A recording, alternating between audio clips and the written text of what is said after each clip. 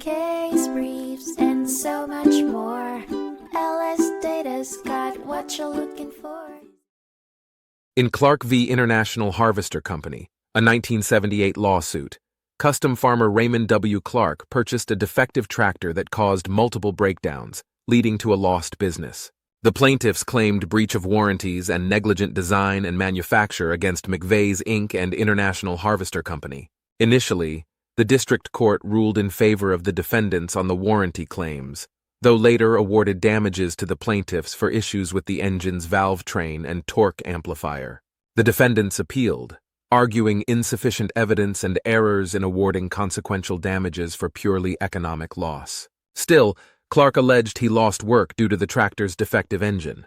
The case ultimately focused on whether a buyer of a defective product can recover economic losses in a negligence action against the manufacturer if they can prove a defect and limited warranty remedy failure.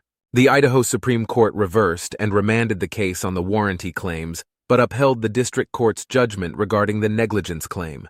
The court held that the plaintiffs could recover consequential and incidental losses under the UCC, provided they prove a defect in the pushrod assembly and limited warranty remedy failure.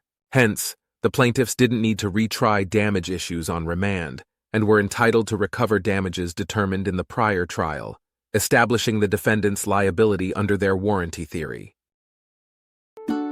Case briefs, and so much more. LSData's got what you're looking for. Visit lsd.law, elevate your mind. Leave the stress of class.